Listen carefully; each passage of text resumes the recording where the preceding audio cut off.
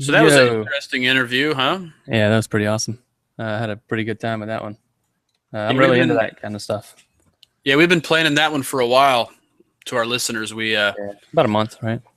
yeah, it seems like maybe a month and a half. It's pretty cool. That NDE story you told was, I've never heard that before. That's pretty awesome. I swore I'd told you that before, but maybe not. No, no. But it did sound like, one of the experience that a lot of psychedelic people, because there was a point where I was into researching what DMT and the ayahuasca and all that stuff will do to people and their Yeah, stories. There's a lot of good YouTube stories that people can go look at about what people describe when they get to the other side. But your story was a little bit unique because there was like entities involved. And they pushed you back into your body, and you woke yeah, up. You woke up not recognizing what humans were. That was a yep. little bit different because. And how long did that experience last? Was it like an hour or 20 minutes? In Or? you talking about in Earth time or in Right, in Earth time. cosmic time? Well, it was. I mean, I don't know, man. Honestly, You didn't look at the first thing we did when you woke up was look at your watch. no. I mean, no, not really. Right. Actually, it's the weird thing is I didn't really get into the after effects of the experience because after it happened, it was almost like my rational mind couldn't admit that it had happened, Hmm. and I kind of like just pushed it like to the back of my mind for like years. I just didn't. I didn't really do much with it. I didn't really think much about it. And later in life, let's see. So that's when I was 22, and I'd say probably around my mid to later 20s, probably 20. Yeah, I I decided to basically just kind of go full blown atheist, and I tried that on for a little while. And I'm I will not say, saying I was a specific religion or anything. I just decided that I was going to be totally like just believe there's no God, everything's random chance. You well, die, you're dead, blah blah blah. I think everybody goes through that phase at some point. Yeah, I mean, sure. I think any honest seeker of truth, like, you should try different beliefs and perspectives the best you could. And I mean, and in many ways, that's a rational thought to not believe in God because where is God? Look around. I mean, Yeah, you you know, don't see it, right? obviously, to a believer, reality is a creation from God, so everything is evidence of God's work.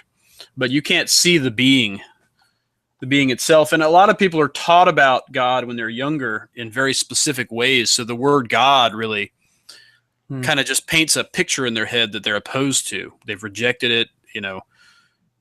Obviously, a lot of people hear God, they just assume it's Christianity. They assume it's some specific religion.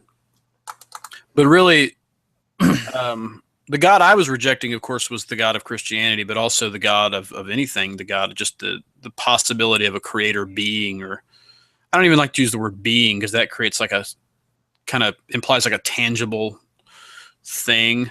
Well, I'm still But sort of like 1 foot in and 1 foot out of that idea. You know, yeah, and that's not a bad idea. And honestly, even in my daily life, I bounce around because like some days I just really think about all the crazy, terrible things that go on in the world, and I think about how could there be like a God if it can allow that, or if this God is a happy, loving God, how could who people say is in control of everything? How in the world could it possibly allow the crazy, terrible things that happen? You know what I right. mean? Yeah, and that's when you get into those past life stories and like purpose in life, and you're here to learn, and you have to go through those experiences, even though they're horrible at the time and present time. Those Right. things have to happen, and not only that, but you're in a soul group, and you've agreed before you were born to do that, to have that experience. Yeah. You, The pre planning of life. Yes. and a lot of those stories, like a lot of the NDE stories that we were talking about with Sandra, was like, some of them are warriors and they killed lots of people. They would go and like rape hundreds of women throughout their life, traveling from town to town, taking over places. And these are soldier stories, and a lot just as many of those as there are victim stories. Oh So yeah. I mean, so whenever I think about what the meaning, what is God right now. It sort of still is like 1 foot in and 1 foot out. Like, is it just white energy? And that's what people refer to as God. It's just white energy. Not there's not no being attached to it. Maybe ascended masters, they're in some kind of level 5 or level 7 of their existence. Maybe those are the people that we refer to as gods or something. Maybe they had it right back in the Roman days. They had a god for everything. Or the Hindus have different variations of manifestations of God, what they call avatars. Polytheism, yeah. Everything's essentially a manifestation of God. But no, what you were saying just a minute ago is interesting. Yeah, you said white light, but what the Dalai Lama and in various versions of Buddhism, they describe it as clear light, which is it's more white than white. It's clear. It's pure light. It's conscious, clear light. And what I like about that is that to a skeptic, it will appear as nothing. Sure. Because it's totally clear. So that's a cool idea. Oh yeah. So what I was saying a minute ago, though, so I tried atheism on, and I was atheist, and I had a lot of good realizations as an atheist. Actually, it was really important to be an atheist because it's important to just see the world through other people's through different perspectives, so I can totally understand how a person is an atheist. I don't try to argue people on that topic because it's like, I mean, who am I to say who am I to tell them their reality is they're not perceiving their reality correctly? But I was out in California on the beach one day, and I just remember like looking at the clouds and kind of thinking like, well, is this like the real deal? Like, is there really no, kind of higher self or God or conscious universal, something?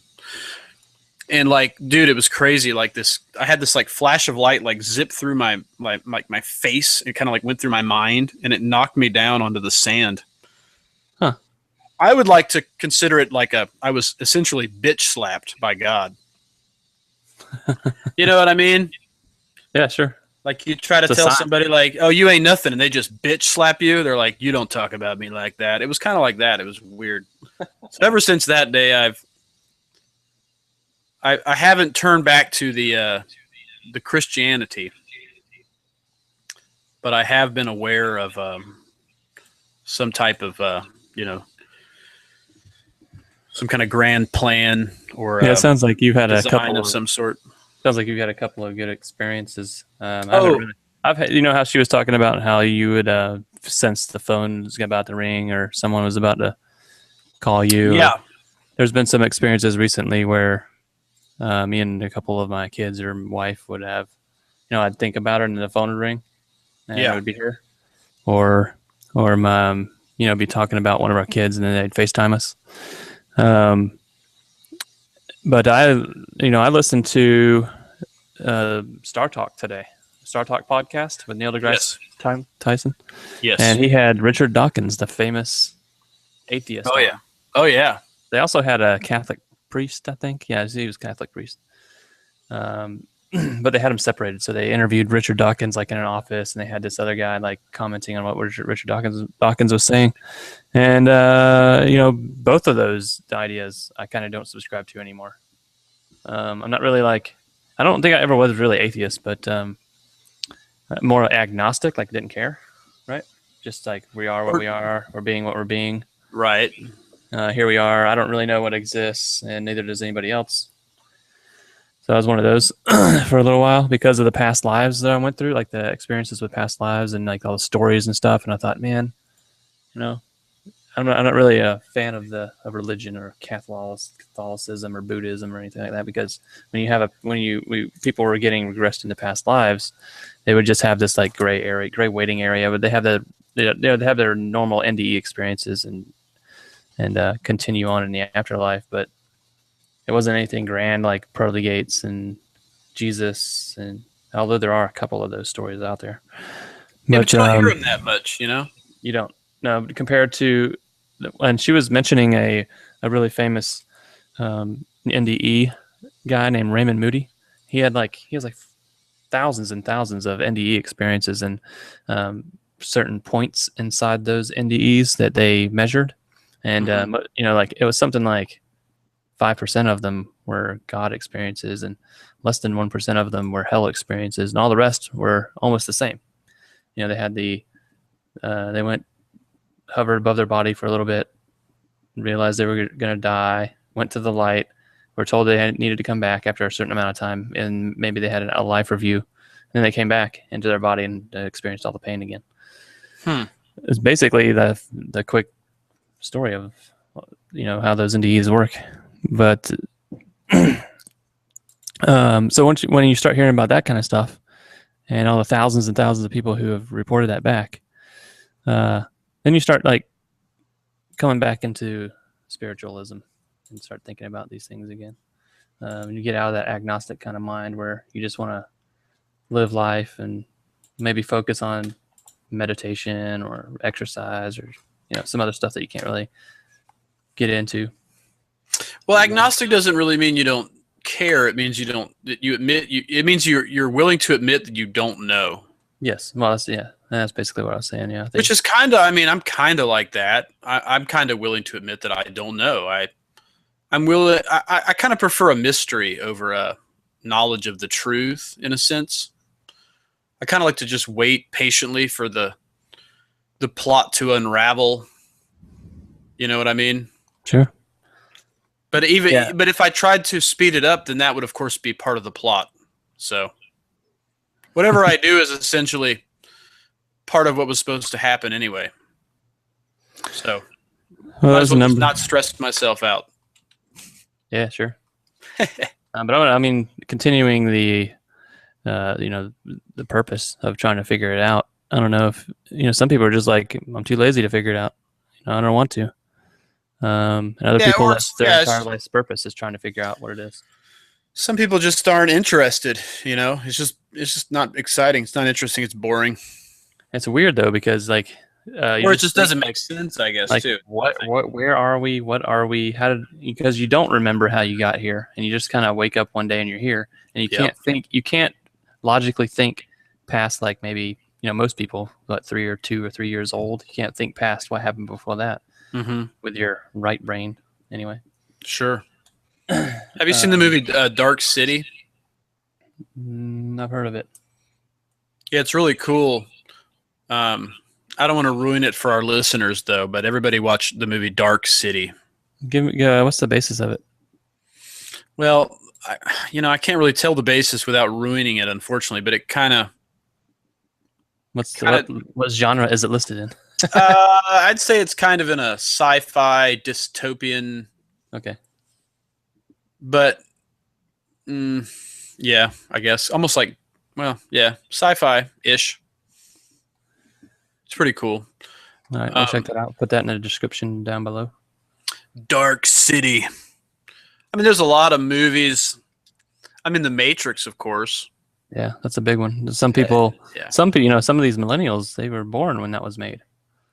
So get out there and check that out. Probably so that was 98, I think, right? Yeah, man, it's hard to believe there's people out there that might be listening to us to think of that as like an old movie because that to me just 17. 17-year-olds have never seen Matrix, probably. Yeah, but it's so current, and actually, the Matrix is it's really not a new idea. It's based on ancient Hinduism. Yes. Which when I found that out, I was of course much more interested in Hinduism. And by the way, the Hindus have created some amazing artwork throughout the years, as well as the Christians and the Muslims and the Buddhists.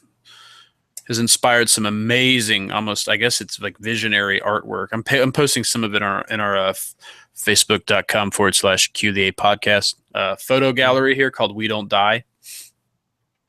India is super fascinating. I wish I could just take off like 5 years and go there and live and just study all kinds of stuff. Go to know the language, study their stuff. Because they have like written texts go back 11, 12,000 years. Oh yeah, super ancient. In a certain sense, they don't even know how old it is. It's just like timeless. A great book you could check out is called Autobiography of a Yoga by Mm-hmm. Paramahansa Yogananda. Yogi, not yoga.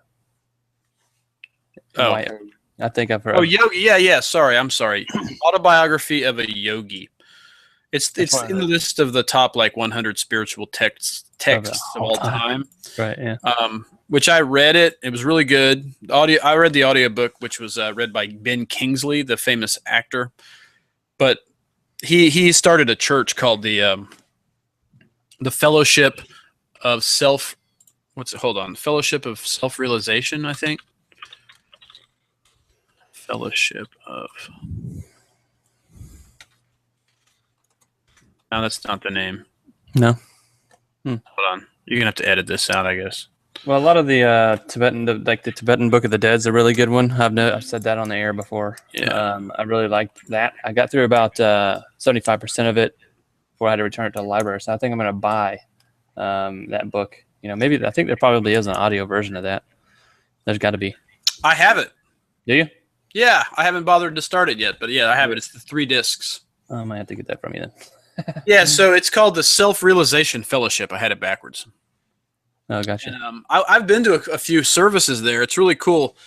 You can go there for an hour before the service and do a full 1 hour third eye guided meditation. Mm-hmm. And then after that is a speaking service where somebody gets up and reads a text, generally something written by Yogananda. One Sunday they kind of blew my mind because they basically explained how all of reality is just a dream. And I could definitely tell it was coming from the same exact perspective as that experience that I had. Yeah, man. There's also a group in Atlanta that I wanted to go check out. I can't remember what they were. Oh, Hare Krishna. So Yeah. Another version of Buddhism. Yeah, well, that's more like Hinduism, but yeah, well, of course, Buddhism spawned out of Hinduism. I went to downtown Atlanta when I was in the road, and when there's parades started coming by us, and I have this on YouTube. It's called Hare Krishna Parade Atlanta, and there's all these people walk by, but I saw in the crowd some Jainists. So Jainism is a religion in India, has about 6 million followers, but Jains are vegans basically. They don't eat animals. They don't, and then they walk with a broom in front of them to sweep bugs so they don't step on a bug. Their entire religion is based on complete kindness, 100%, all day, every day. So not harming others. Don't even say things rude to others. So they go through their childhood at schools learning this. I saw those in the crowd. I saw typical Buddhists, with their red cloaks on, Mm-hmm. and then Hindus.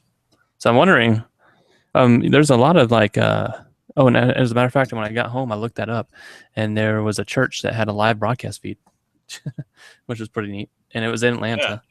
I just looked up Hare Krishna, but I didn't ever look into what that means or what the purpose. Why was there so many different people at this one place? Yeah, at that thing. Yeah. So that's interesting. But I thought I might go check that out one day. Yeah, and Steve Jobs actually kind of, he was a practicing Buddhist, but he spent a lot of time at the Hare Krishna temple when he was younger. He would walk there and get free meals. I'm wondering if it's a catch-all kind of Indian thing.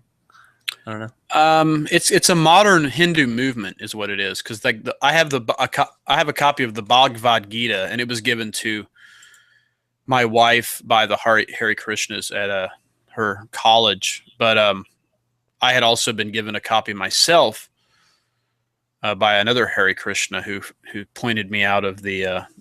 I think I talked about this on an earlier episode, but I was in a big crowd of people, and this guy approached me, and he said he saw me and he knew he was supposed to give me this book. Huh. That's before I kind of had a mental breakdown and threw a bunch of stuff into the ocean. So, good times. Yeah.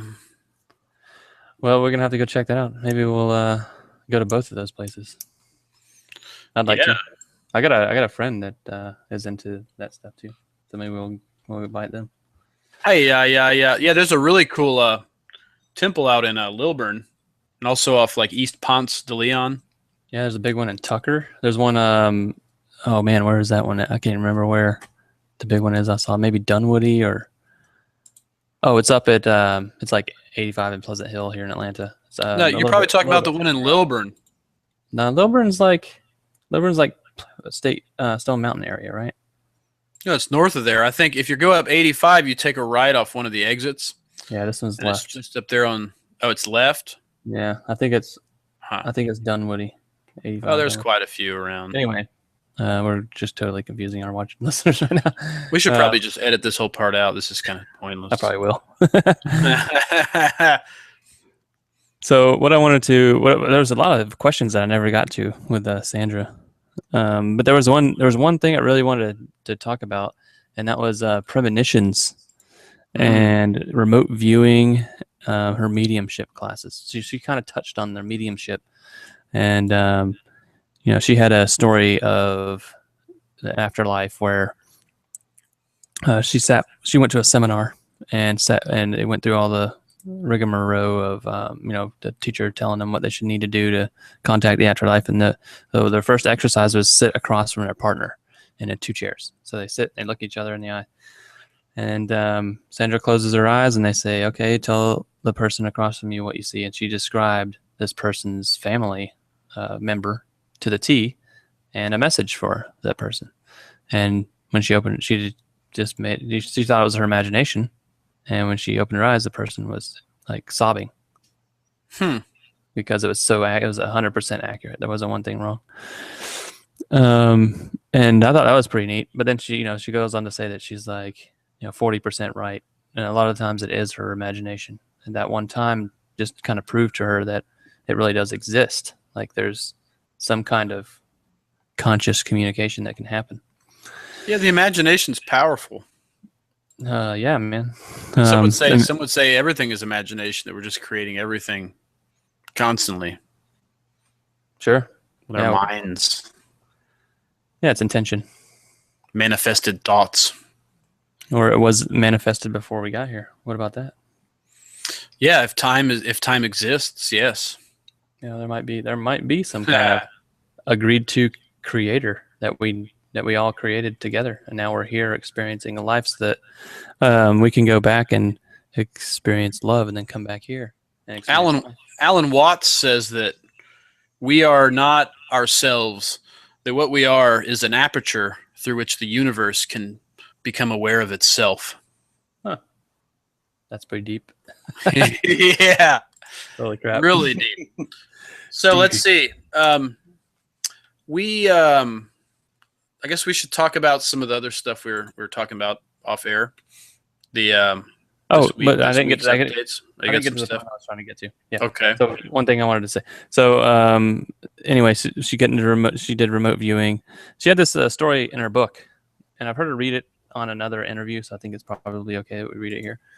But it was about a premonition that Abraham Lincoln had before he died, before he was assassinated. And I just wanted to read it. It's not too long. But this is Abraham Lincoln.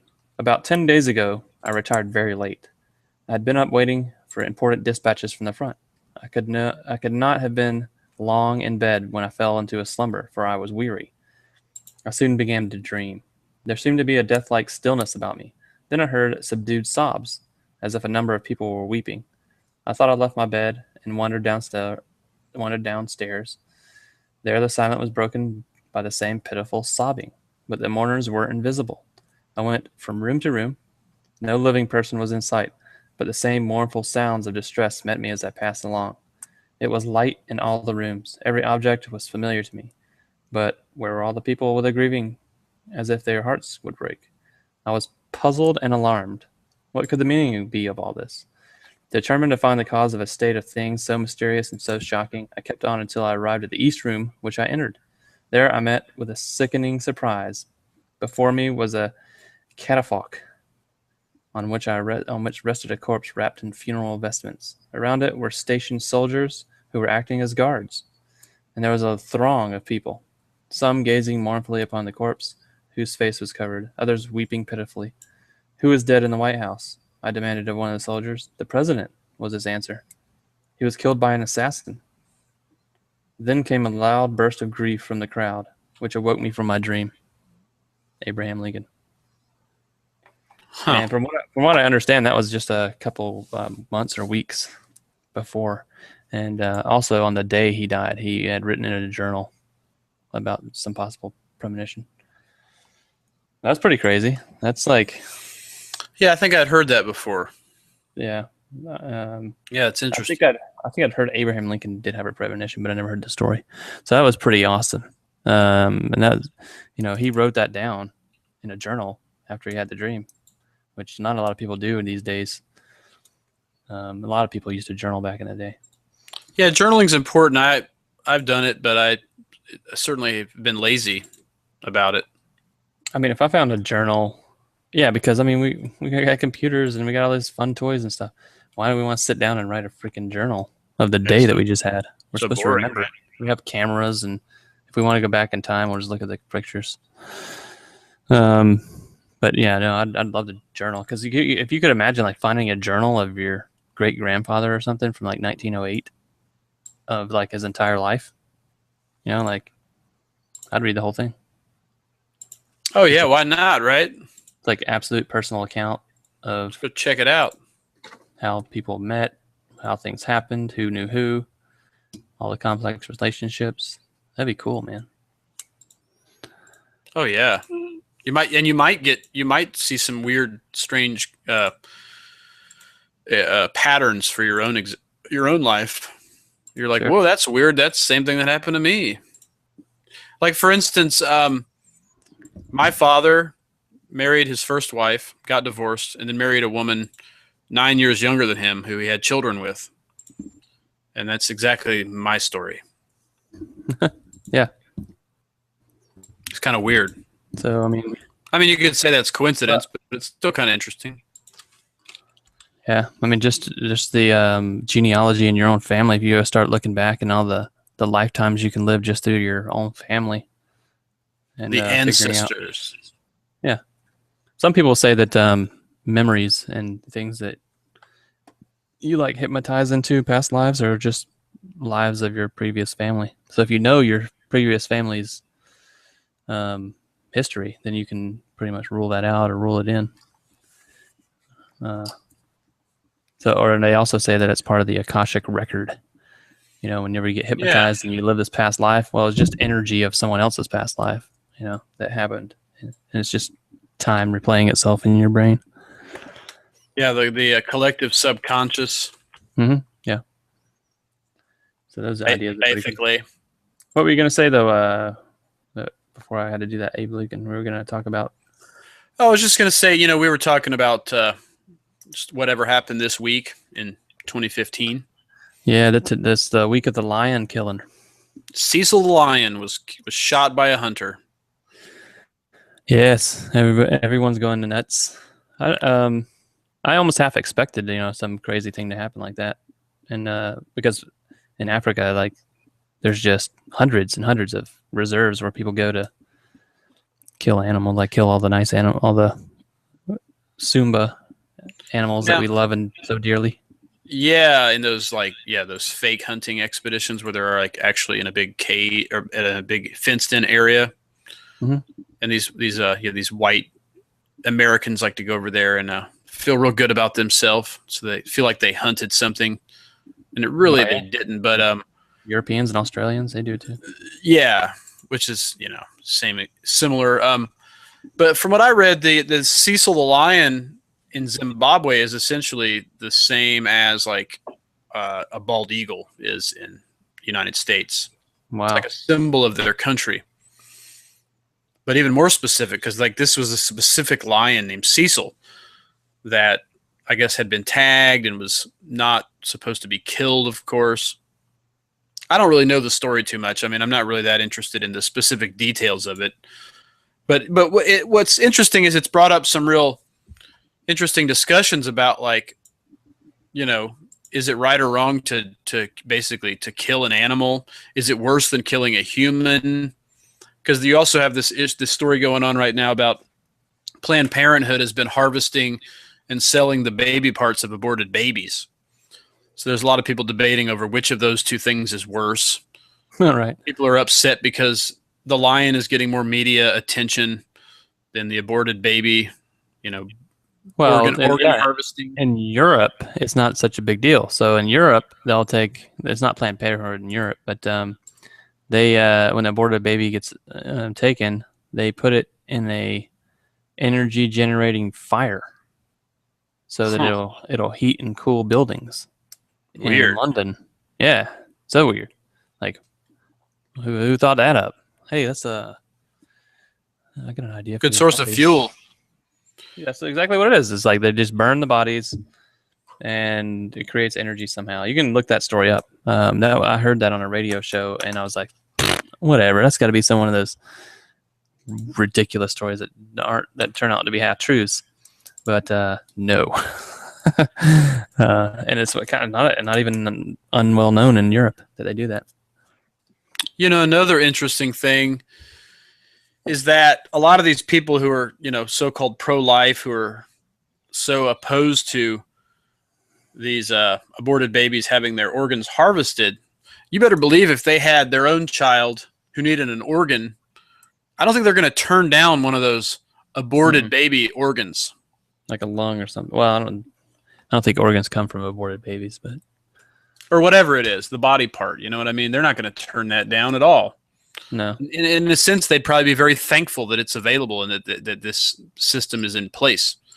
I mean, it's hard to say. I mean, because my thought personally is that why does it have to be one or the other? Why can't we just agree that both are? It's wrong to kill an unborn human baby, and it's wrong to kill an animal. It's wrong to kill. Why can't we just say that? Why? It's so funny how the media and the politics makes you pick one side or the other. You know what, though? I mean, the collective consciousness I think is starting to right the ship because, 20 years ago, nobody even cared. Nobody cared about anything about animals. There's these fringe places called PETA and Greenpeace. These very fringe, not trying to get their word out that they didn't want this to happen. And even further back in the 50s, it was non-existent. But now everyone knows what a vegan is, most likely. A vegetarian, right? People even thought of that, it would have been preposterous 100 years ago. Except for small cases that I've read about. But I think that everyone's getting more like conscious about hurting and killing animals and people and babies. Everybody's getting a lot more, and that's we were born in the 70s basically, but we weren't born with any kind of mindset. I don't think influenced by radio and television much more than previous generations. Yeah, it's definitely a topic of discussion, and you definitely have people, definitely picking sides. Yeah, and, I know what my side is. I definitely have a hard line on it, but I saw some good Eon K. Grissom posts on Facebook about cruelty and stuff. I mean, that's my that's one of my struggles. It's like there's what I know and then there's what I do. Yeah. And I have like this literal like lust for meat. Like it's like a lust. It's like it's so overpowering. Like it's hard to even explain. I mean, and I'm sure our listeners understand. Like it's like I know that I shouldn't partake in the meat. And I even go so far as to believe that when Adam and Eve, whether this story actually is true or not, but let's say it's true, let's say it's metaphoric, whatever. The original story is, of course, that they were told not to eat of the forbidden fruit, right? So there's this fruit that existed. They could eat anything they wanted, but they couldn't eat this one fruit.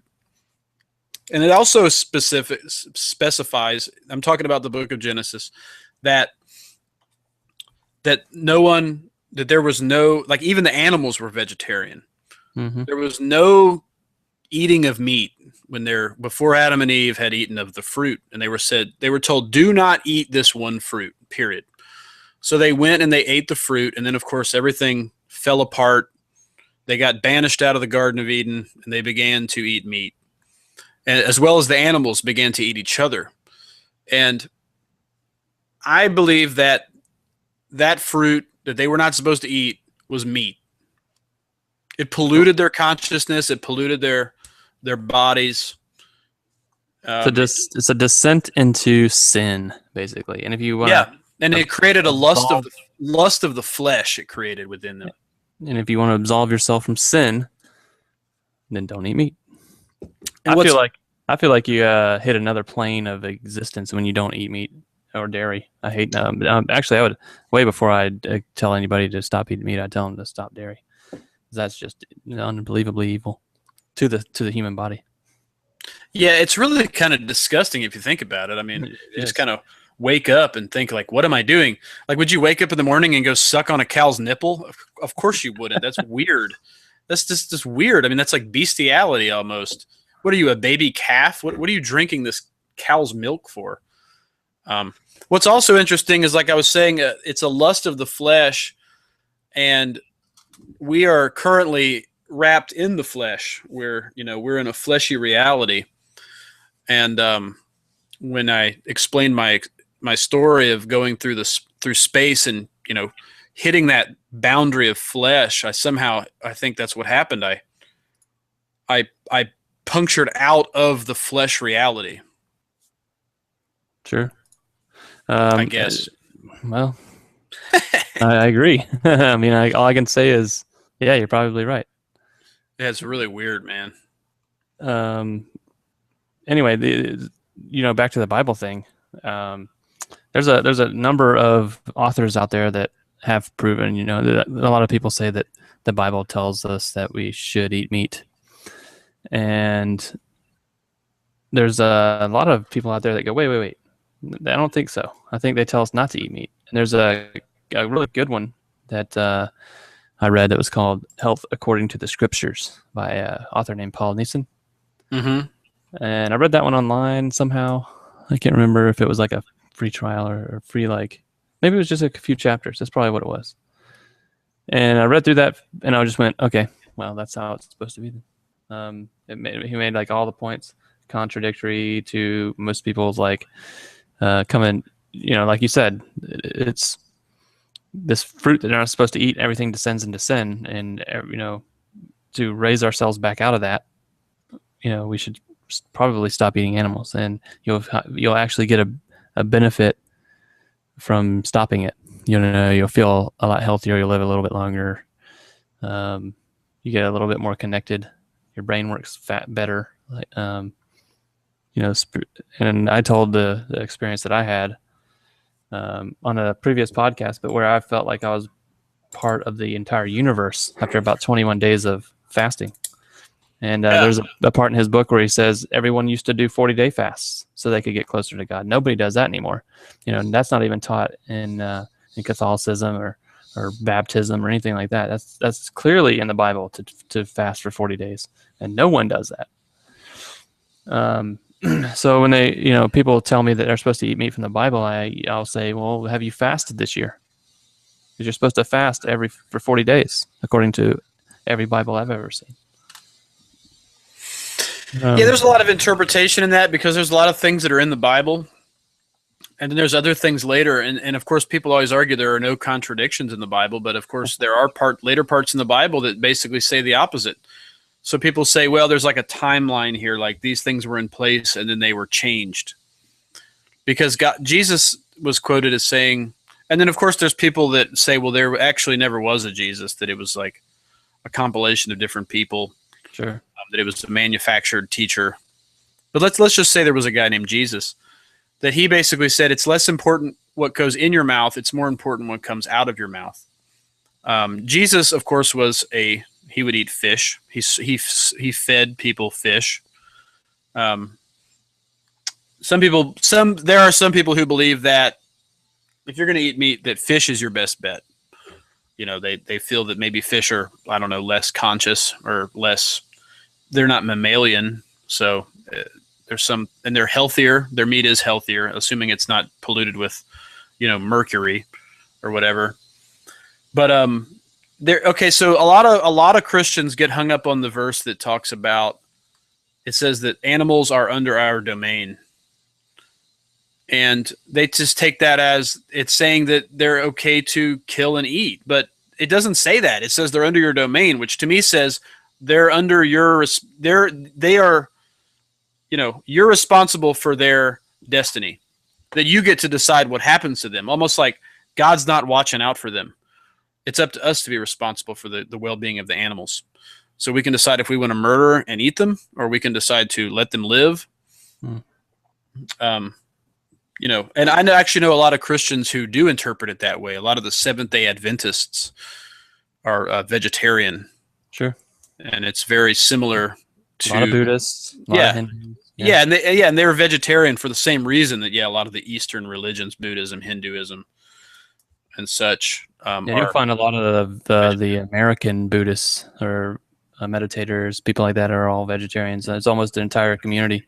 There's a good movement of people transitioning to even just the Eastern philosophies and vegetarianism or veganism. Yeah. And then I always like to point out, people say, well, if eating meat is a sin, then why did Jesus eat fish? And I said, well, why do you believe Jesus didn't sin? Right.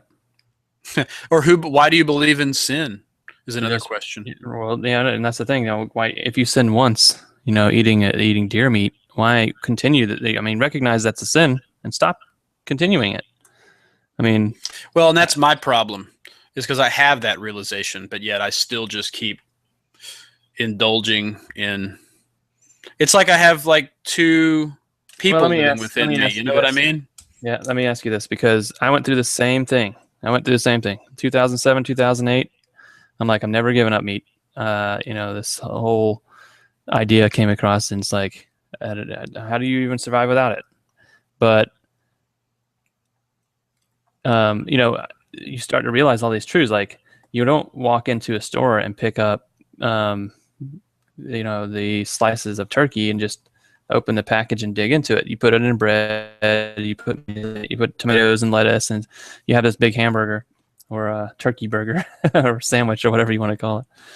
And then something else came to my mind. It was like, I read a book called The Eat Clean Diet, and it said food addiction. And I thought, well, shit, I didn't know you could be addicted to food. So I kept reading on, and all the chemicals and things like that, and just naturally occurring drugs and milk keep you addicted to all these foods. So yeah, I went on this detox plan for 21 days, according to this book, and just recognized that I was probably a food addict. I was eating too much. I was probably a food addict. I had all these addictions to the chemicals in food. And sure enough, man, just like I was smoking cigarettes and I quit eating maybe it's just processed and junk food at the time, but it felt like I had like 5 days of detox. I had headaches like crazy. I didn't want to get out of bed. Didn't want to go to work. The only thing I could think of the entire time was going to a fast food place and getting French fries or something, or a Coke, or a Pepsi or something like that. So sometimes when people say that they have like this carnivoristic kind of thing towards meat, I'm not really sure about that, because if I were to examine the diet, I'd probably see a lot of these processed chemicals, breads, carbs, that you're maybe addicted to. Processed carbs, by the way, like breads, crackers, and things. And it might not be the meat. It might just be like, I don't know what's with the meat. Because after you go through that detox, it's like you don't really want to go open a packet of turkey and eat the whole thing. It's just not like I can make a sandwich. I can eat like a veggie burger with all the same ingredients except the meat, and it's just not the same. It's just not there. You know what? It's it's like smoking or it's like drinking decaf coffee. You know what I mean? You're like, wait, it's like it's kind of there, but it's just not there. Yeah, I would suggest just going through that detox, because it is 21 to 40 days, depending on the one you follow, and then trying to recognize if it's a food addiction or like a drive to eat meat. Well, the Dalai Lama says basically, if you can't stop eating meat, the important thing is to try to stop eating as much. Right. Just don't go cold turkey, because cold turkey actually is oftentimes bad, because you'll end up going back to it worse than ever. It's good to just, like maybe just say, well, I'm going to, 2 days a week, I'm not going to eat meat. Start like that. And then just kind of go from there as well. Yeah, But I mean, that's not a detox per se, but you know what I mean? That's what I was arguing with, of course I was arguing with somebody on Facebook about that. And I said the same thing, just like, why do we have 21 meals every week that has meat and dairy in every single one of them? Like, it doesn't make any sense. Why do we just continue to, have 65 billion animals die at our hands just in the United States alone every year? You don't have to eat meat like every meal. If you're concerned about the couple of vitamins that you get from meat in abundance that you don't get through, in such of an abundance that you do with vegetables, and maybe eat meat a couple times a week. Just get rid of the dairy, please God, because that's killing everyone. That's a million cases of cancer every year, and maybe you have to do that. Maybe you allow the deer population to recover or whatever, and but I mean, the entire United States has been deforested to basically graze cattle. It's kind of sad. With the grass to feed cattle, and the corn to grow to feed cattle, and the grains to feed cattle, and I mean, all the crap that nobody on the planet eats that much corn. Don't forget the Roundup. Jeez, we should do. We'll probably just have another show based on like GMOs, and because we had an episode previously with Brian Frangie, unbelievable podcast, and I asked him what the biggest, or maybe you did, and I can't remember which one asked it, but does he really believe this stuff, like all the UFOs or the Bigfoots or the anything? And he said the biggest thing that I believe in is the conspiracy for GMOs and how detrimental they are to everyone's health. So, and I agree with him. I agree with him. Yeah, he said, well, because it's documented, it's provable. It's not even like a question. Yeah, that's true. Yeah. All right. So what else happened this week that we were concerned about? I'm not really I'm not really concerned about anything. I mean, I guess that's not what you really meant. But Let's see. I played in a disc golf tournament last weekend and about killed myself because it was so darn hot. And I didn't know that. Yeah. We came in like 5th or 6th place out of like 12. It was, there's definitely room for improvement. Yeah. But I hadn't played in like a month, so whatever. When we looked back over the round, there was definitely some, we counted up all the stuff we could have done to have a better round, but in the end, the first place team would have beat us anyway. So more power to them. They deserved it. I finished up Wayward Pines, the 10th episode. So the miniseries is complete.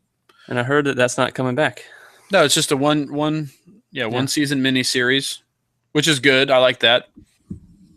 And it was good. Of course, I keep bringing it up every week because I'm watching it. You're into it. Yeah, I'm not really. I've been watching the 2nd season of BoJack Horseman on Netflix. Haven't heard of that one. That's just really stupid, but it's funny. They have a lot of shows Netflix now. Yeah, they got a lot of original shows now. Yeah. So I was gonna go and research that and start watching some of them. But I haven't heard of any other ones being good, other than like Orange Is the New Black and. No, a lot of them are really good. I mean, House of Cards, of course. House of Cards, yeah. They did the 4th season of Arrested Development, which is arguably not as good as the original. There was just today on the internet popped up rumors of them making an original Star Trek series, or Star Wars series. Huh. If anybody can do it, Netflix can do it because they're just loaded. They're trying to become the new HBO, basically. And they probably don't have to do much to accomplish that, because House of Cards, man, is top quality. That's definitely HBO worthy content right there. Right. You know what I mean? Yeah. If I have HBO Go and Netflix, and then I have like sports channel MLB.com. But those are the things that I pay for. I don't even have cable. Those are the 2 things that I buy, and they're like completely satisfy me all week, every day. Anything I want to watch. And YouTube, of course. YouTube. Oh, YouTube is just chock full. I mean, you could basically just get by off just YouTube. Well, my Apple TV has like 25 or 30 different free apps like that you don't have to subscribe to anything to, like Vivo, the music app, and you can watch music videos. And let's see, there's one called Yahoo called Screen, which does Saturday Night Live. Oh yeah, and you have Saturday Night Live on Screen. And Hulu, even if you're not a Hulu Plus subscriber, has a lot of free content. That's right. That you can watch. Oh, another show is good. They're now doing the second season. It's called Welcome to Sweden. It's, I think, produced by Amy Poehler, and her brother stars in it. Yeah. It's actually a Swedish show, but it's pretty funny. There's a lot of like cultural Swedish jokes in there that they kind of explain how they're very similar to, us in the United States, but in other ways they're totally different. A lot of weird misunderstandings. Yeah. That's about it, though. Well, Hulu has an original series coming out too, right? They have a whole bunch of different. Yeah, as well as Amazon Prime. Yes, has some original content. They've already made a few series and shows and documentaries and such. Oh, a great documentary is called An Honest Liar, the James Randi documentary. Mm-hmm. That was really good. If our listeners aren't familiar with James Randi, check him out. Check that documentary out. He's a professional magician and a skeptic. He likes to debunk scam artists. Yeah, the previews for that were pretty awesome. I didn't watch the movie yet, but I'm going to watch it. It's pretty good. And I love a documentary preview that gives you intrigue, and not a lot of them do, and that one did. So yeah, I haven't seen the trailer, but I was already pretty familiar with James Randi, so as soon as I saw that there was a documentary about him, I just was like, oh yeah. And there's a sort of a shocker bit of information at the end of that documentary that I wasn't aware of. All that right. I won't mention. No, we can't spoil alert. Nope. Spoil it. So anyway, I guess that's about it. I told my wife I'd be done before this point in time, and look, here I am. Same here. So yeah, we'll like every week, right? Yeah, we'll call it a week. All right, that's a week, guys. Sandra Champlain. Thank you, Sandra, for being our guest on our show, on our tiny little podcast, and her huge following. That's right. Well, her huge ideas. Big ideas, yes. Imagine writing a book. That's a big undertaking itself, and I'm just honored that she came on our show. Absolutely. All right, Ian. All right, Dookie Royale, you have a good night as well. We'll catch you later. We'll see you guys next week. Bye-bye.